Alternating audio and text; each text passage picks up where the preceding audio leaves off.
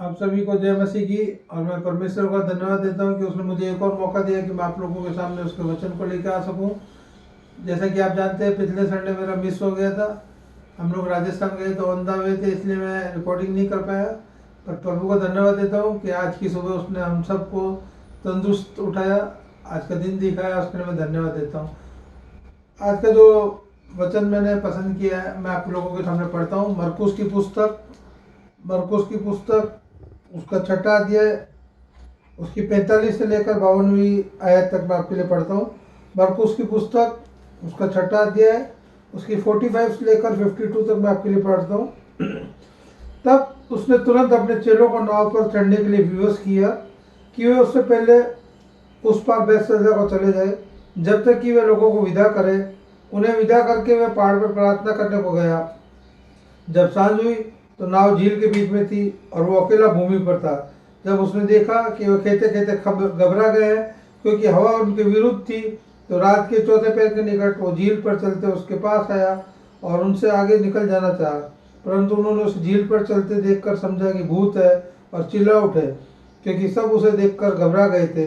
पर उसने तुरंत उनसे बातें की और कहा, ढांढस बांधो, मैं हूँ, डरो मत। तब वे उनके पास नाव पर आया और हवा थम गई और वो बहुत ही आश्चर्य करने लगे। वे इन रोटी के विषय में न समझे थे क्योंकि उनके मन कठोर हो गए थे। विशेष करके 52वीं आयत पर ध्यान देंगे। वे उन रोटी के विषय में न समझे थे क्योंकि उनके मन कठोर हो गए थे।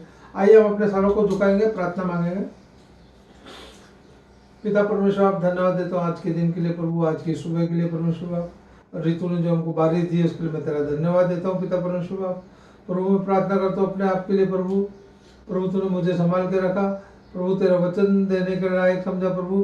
प्रभु जब मैं वचन लोगों तक लेकर आता हूँ प्रभु, मैं अपने मुख से नहीं प्रभु, तू मेरे मुख के द्वारा बोल पिता परमेश्वर बाप। और प्रभु इन वचनों को हमको समझने की सामर्थ्य और ताकत दे पिता परमेश्वर बाप। जब तक तू हमारे बुद्धि ज्ञान को नहीं खोलेगा प्रभु, हम इन वचनों को नहीं समझ पाएंगे पिता परमेश्वर बाप। इस विनती को तेरे बेटे यीशु मसीह के नाम से मांगता हूँ, सुन और स्वीकार कर, आमीन।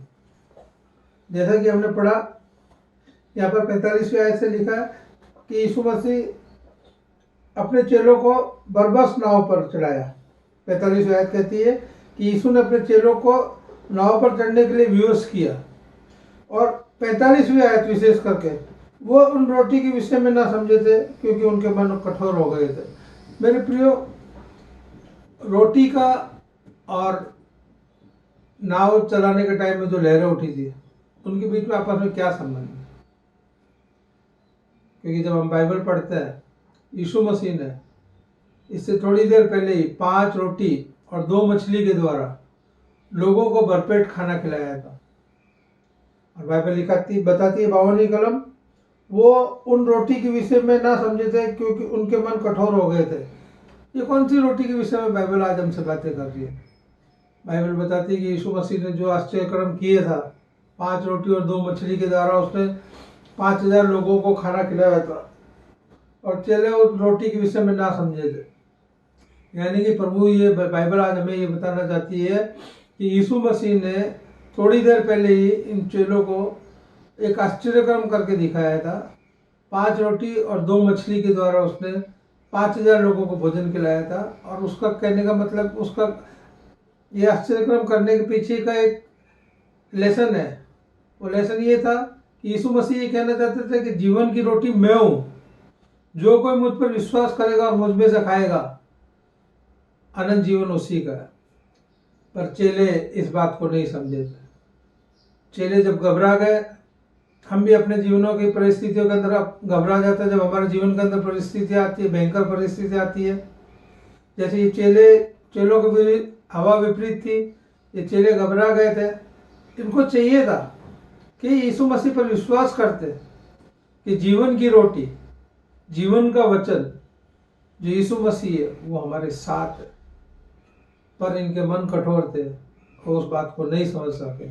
इसलिए बाइबल ये लिखती है कि वो रोटी के विषय में ना समझे थे क्योंकि उनके मन कठोर हो गए थे। हाँ मेरे प्रियो, आज की सुबह हम भी प्रभु यीशु मसीह के बारे में, जो जीवन की रोटी है, जो जीवन का वचन है, हम उस पर विश्वास नहीं करते।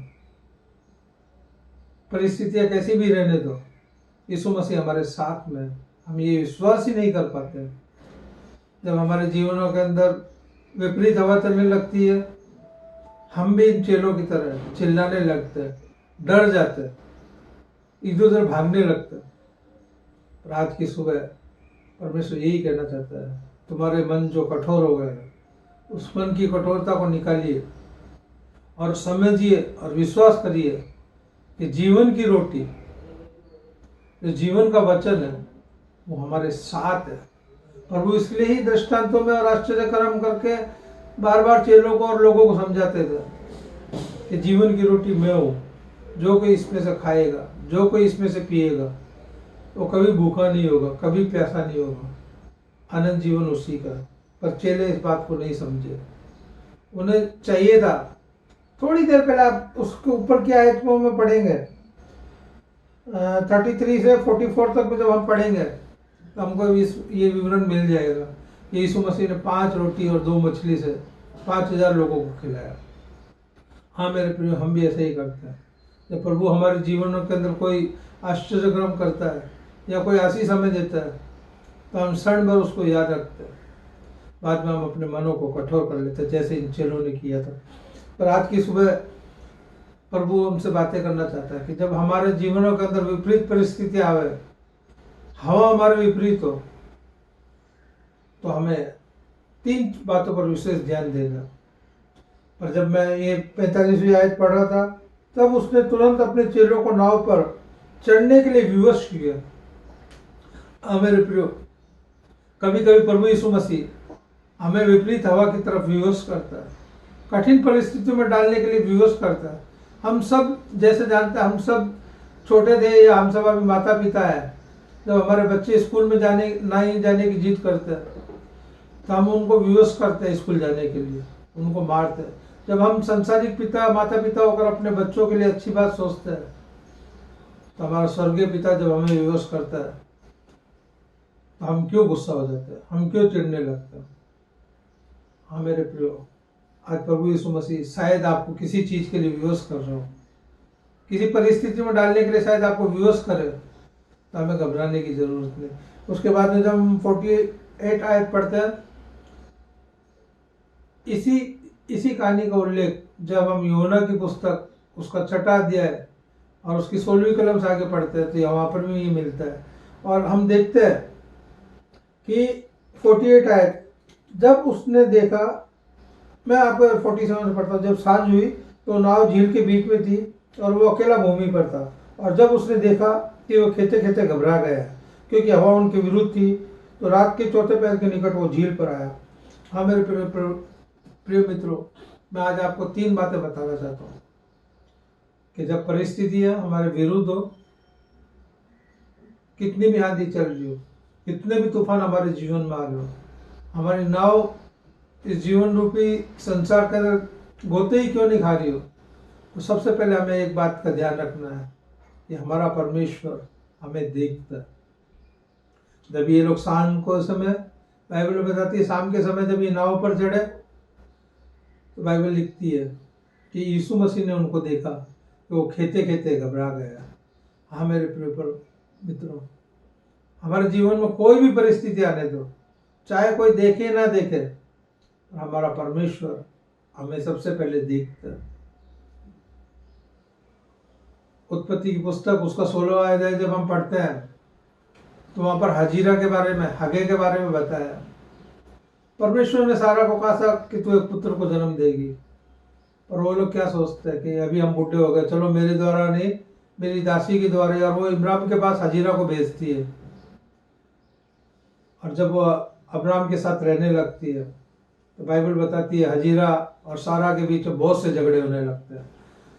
उससे तंग आकर एक दिन, उत्पत्ति 16 पढ़ी है, एक दिन तंग आकर सारा अपना घर को छोड़कर मरुस्थल में चली जाती है और वहां रोने लगती है। सारा ने घर से भाग जाती है, ना तो अब्राहम को मालूम होता है, हजीरा घर छोड़कर भाग जाती है, ना तो अब्राहम को मालूम होता है, ना सारा को मालूम होता है, ना उसके अब्राहम के 300 नौकर चाकर किसी को मालूम होता है कि हजीरा घर छोड़ के भाग गई है। पर मेरे प्रिय, बाइबल बताती है कि परमेश्वर का एक स्वर्गदूत आकर हजीरा से बात करता है जब हजीरा घर छोड़कर भाग गई थी तो उसके स्वामी को नहीं मालूम, सारा को नहीं मालूम, उसके नौकर चाकर को नहीं मालूम वो घर छोड़कर भाग गई है। तो मेरे प्रियो, स्वर्ग में बैठे परमेश्वर को मालूम पड़ जाता है। आज हमारे जीवन में भी ऐसा हो सकता है। हमारे जीवन में बहुत सी परिस्थितियां हो जो मेरे साथ में काम करने वालों को, मेरे प्रिय को, मेरे करीबी को शायद नहीं मालूम कि मेरे जीवन में क्या परिस्थिति है, क्या दुख है, क्या तकलीफ है। पर मेरे प्रिय, बाइबल बताती है परमेश्वर को मालूम है। और प्रभु का स्वर्गदूत एक आकर वहाँ पर बात करता है, सारा तू क्यों रो रही है? फिर सारा उसको बताती है कि ऐसा ऐसा ऐसा ऐसा है। मेरे प्रिय, वो कहता है कि तुरंत उठकर तू जा। हाजिरा को खुद को ये नहीं मालूम होता है कि वो गर्भवती है, और उसकी रिपोर्ट मेरे प्रिय परमेश्वर के पास में होती है। और वो हाजिरा से कहता है, उठ और रिटर्न जा, क्योंकि तेरे पेट पर एक जाति पल रही है। तू गर्भवती है और तेरे पेट में एक जाति पल रही है, उस जाति को मैं बहुत बड़ा बनाऊंगा। तब हाजिरा कहती है, मेरे घर में देखने वाला, मुझे मरुस्थल में भी देखने वाला मेरा परमेश्वर, और वो उसका नाम अलरोही रखती है। हाँ मेरे प्रियो, मैंने आपसे पूछा था ये परमेश्वर देखने वाला है, ये नाम किसने रखा था? एक दो दिन के जवाब आए थे। बीकानेर की पास्टर साहिबा रेवरेंड क्रिस्टीना डैनियल साहब ने इसे इसका सही जवाब दिया था। हाँ मेरे प्रियो, हाजिरा ने परमेश्वर का सबसे पहले नाम अलरोही रखा था कि वो मुझे घर में भी देखने वाला है, मुझे मरुस्थल में भी देखने वाला है। अब्राहम को नहीं मालूम था, सारा को नहीं मालूम था, उसके नौकर चाकर को नहीं मालूम था कि हाजिरा भाग गई है, पर मेरे परमेश्वर को मालूम था, क्योंकि वो हमारा देखने वाला परमेश्वर है। हाँ मेरे प्रियो, इसलिए उसने उसका नाम अलरोही रखा। हाजिरा को खुद को नहीं मालूम था कि वो गर्भवती है, और उसकी रिपोर्ट परमेश्वर के पास में थी। हाँ मेरे प्रियो, कभी कभी हमारे साथ में भी ऐसा ही होता है। हमें खुद को नहीं मालूम होता हमें क्या तकलीफ है, क्या दुख है। हमारे प्रियजनों को नहीं मालूम होता है कि हमारा क्या दुख है, क्या तकलीफ है। और हमारा परमेश्वर, जो देखने वाला परमेश्वर है, उसे सब कुछ मालूम होता है। आइए मेरे साथ में भजन संहिता 94 निकालेंगे। भजन संहिता 94, भजन संहिता 94 उसका 9वां आयत मैं आपके लिए पढ़ता हूँ। जिसने कान दिया क्या वह आप नहीं सुनता? जिसने आंख रची क्या वो आप नहीं देखता? हाँ मेरे प्रियो, कितनी अच्छी आयत है। जिसने कान दिया क्या वो आप नहीं सुनता? जिसने आंख रची क्या वो आप नहीं देखता? हाँ मेरे प्रियो, हम लोग कई बार कुड़कुड़ाने लगते हैं और कहते हैं परमेश्वर मेरी प्रार्थना नहीं सुनता। परमेश्वर तू मेरी प्रार्थना क्यों नहीं सुनता है? हम लोग कुड़कुड़ाते हैं। उसका जवाब यहाँ पर दिया हुआ है 94:9 के अंदर।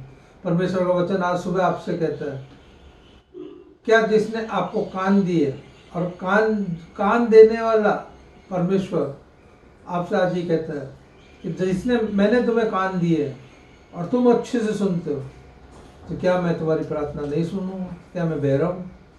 आज की सुबह परमेश्वर आपसे क्वेश्चन करना कि मैंने तुम्हें कान दिए, तुम इतना अच्छे से सुनते हो, तो मैं कान देने वाला परमेश्वर क्या तुम्हारी नहीं सुनूंगा? और मैं जिसने तुम्हें आंखें दी है और जिससे तुम देखते हो, आंखें देने वाला परमेश्वर आज सुबह आपसे पूछ रहा है, मैंने आपको आंखें दी है, तो क्या मैं नहीं देखूंगा? हाँ मेरे प्रिय, हमारा परमेश्वर सुनने वाला परमेश्वर है, हमारा परमेश्वर देखने वाला परमेश्वर। वो नहीं, बाइबल उदाहरणों से भरी पड़ी है परमेश्वर के देखने वाले परमेश्वर से। दूसरा राजा की किताब उसका 3रा अध्याय के अंदर जब हम पढ़ते हैं तो 3 राजा युद्ध के लिए निकलते हैं। इस्राएल का राजा योसापात और दूसरे 2 राजा, और वो अपने साथ में हथियार, घोड़े, हाथी, सब पानी सब लेकर निकलते हैं। और जब वो मार्ग में आते हैं उनका पानी खत्म हो जाता है। तब वो तीनों कहते हैं यहाँ पर कोई यहोवा का नबी है, और वहाँ पर एलीशा रहता है, और वो उसको बुलाते हैं और उससे कहते हैं कि हमारा पानी खत्म हो गया।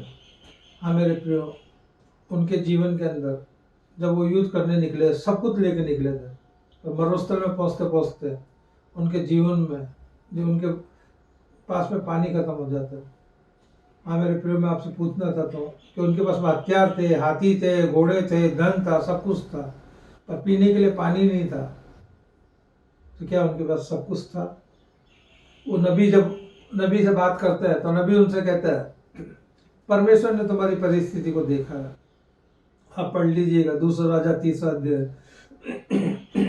और वहां पर कहता है कि तुम एक काम करो, तुम इस नाले के अंदर खड्डे खोदो।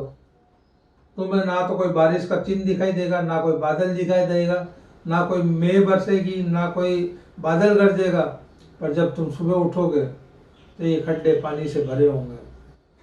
हाँ मेरे प्रियो, कभी कभी हम भी, परमेश्वर का नबी जब इन राजा को कहता है कि तुम खड्डे खोदो,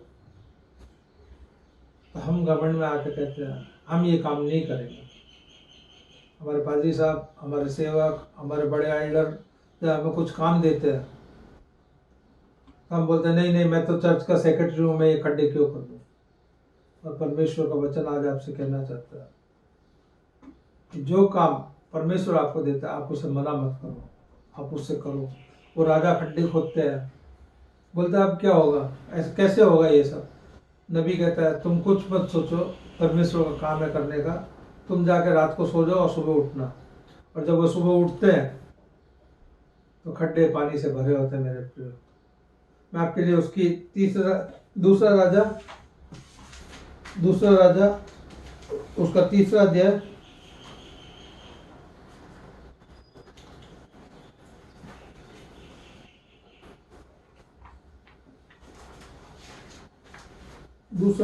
उसका 3 अध्याय और उसकी 18वीं कलम 18वीं आयत में आपके लिए पढ़ता हूँ। आप ईश्वर की पूरी घर पे पढ़ लेना। 17 आयत से मैं पढ़ता हूँ ताकि आपको थोड़ा समझ में आए। क्योंकि वही कहता है तुम्हारे सामने ना तो वायु चलेगी और ना वर्षा होगी, तो भी ये नाला पानी से भर जाएगा और अपने गाय बैलों और पशुओं समेत तुम पीने पाओगे। और ये यहोवा की दृष्टि में छोटी सी बात है, यहोवा मोआब को भी तुम्हारे हाथ में कर देगा। और ये यहोवा की दृष्टि में छोटी सी बात है। हाँ मेरे प्रियो, हमारा परमेश्वर जो देखने वाला परमेश्वर है, उसके लिए ये छोटी सी बात। आज आप कौन सी बीमारी के अंदर मैं नहीं जानता हूँ, आज आप कौन सी दुख के अंदर मैं नहीं जानता हूँ, आज आप कौन सी तकलीफ के अंदर है मैं नहीं जानता हूँ, पर हमारा यहोवा जो देखने वाला यहोवा है वो कहता है कि तुम्हारी दुख, तुम्हारी तकलीफ, तुम्हारी महामारी जो ये कोरोना की बीमारी है, ये मेरी दृष्टि में एक छोटी सी बात है। हाँ मेरे प्रियो, हमारा परमेश्वर देखने वाला परमेश्वर है, वो हमें ऐसे ही नहीं छोड़ देता, वो हमारी तरफ देखता है, वो देखने वाला परमेश्वर है। आप सोचते होंगे कि मैं इतने दुख तकलीफ में हूँ, मैं इतने दुख संकट में हूँ, मैं इस बीमारी के अंदर हूँ, हम कुड़कुड़ाने लगते हैं प्रियो। आज की सुबह कह रहा है परमेश्वर, पानी की समस्या मेरे लिए एक छोटी सी बात, कोरोना बीमारी मेरे लिए एक छोटी सी बात, उसकी दृष्टि में मेरे प्रियो ये एक बहुत ही छोटी सी बात है।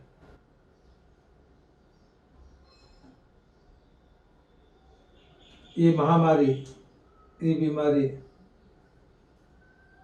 उसके लिए कोई बड़ी बात नहीं है।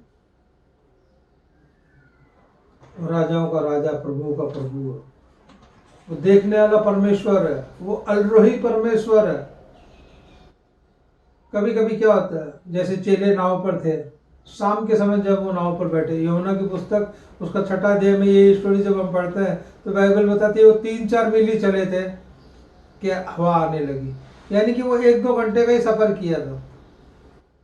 और यीशु ने प्रार्थना करते करते पहाड़ पे से उनको देखा था।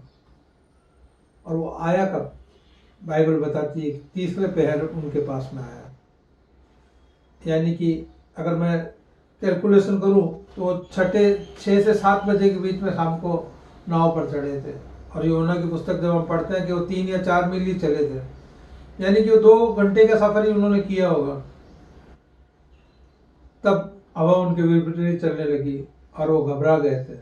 और यीशु उस वक्त पहाड़ पर था और वहां से उन्होंने देखा था। और वो आया कब चेलों के पास? सुबह 3 से 4 के बीच, यानी कि 7 घंटे के बाद में यीशु वहां पर आया। हम लोग क्या करते हैं जब हमारे जीवन के विपरीत हवा चलने लगती है? हम 2 घंटे में प्रार्थना करते हैं और 15 मिनट के अंदर उसका उत्तर चाहते हैं। मेरे प्रियो, कभी कभी परमेश्वर आने में खुद विलम्ब करता है। और एक बहुत अच्छी बात है कि मेरे परमेश्वर ने आज हमको देख लिया। मैं आज कौन सी बीमारी में हूँ, आज मैं कौन से संकट में हूँ, मैं आज कौन से दुख में हूँ, आज मैं कोरोना से पीड़ित हूँ, और मेरे परमेश्वर ने आज की सुबह मुझे देख लिया है। मुझे उस रोटी के बारे में मालूम होना चाहिए कि वो जीवन की रोटी, वो जीवन का वचन, वो प्रभु यीशु मसीह मेरे साथ है। मुझे घबराने की जरूरत नहीं है। और मैंने अपने मन को कठोर कर रखा है। मैं घबरा जाता हूँ, हम घबरा जाते हैं मेरे प्रियो। थोड़ी सी परिस्थिति हमारे विरुद्ध आती है, हम घबरा जाते हैं, हमारा विश्वास डगमगा जाता है, हम इधर उधर भागने लगते हैं। कभी कभी हमारे जीवन के अंदर जब थोड़ी सी भी प्रभु यीशु मसीह अच्छी चीजें लेकर आ जाता है, हम विश्वास के द्वारा उसके अंदर फूल जाते हैं, जैसे राजा दाऊद ने किया था। दाऊद ने अपने जीवन में, हम सोचते हैं कि एक ही भूल की थी कि वो बैतसैदा को अपनी रानी बनाई थी। नहीं मेरे प्रिय, एक भूल और उसने की थी। जब दाऊद को परमेश्वर ने राजा बनाया, उसको फलवंत किया, उसको फलीभूत किया। दूसरा शमूएल उसकी 24वां अध्याय, दूसरा शमूएल उसका 24वां अध्याय 10 से 14 जब हम पढ़ते हैं, उसकी दूसरी भूल वहां पर बताइए। वो अपने मन में फूल उठता है कि मैं तो एक बहुत बड़ा राजा हूं। और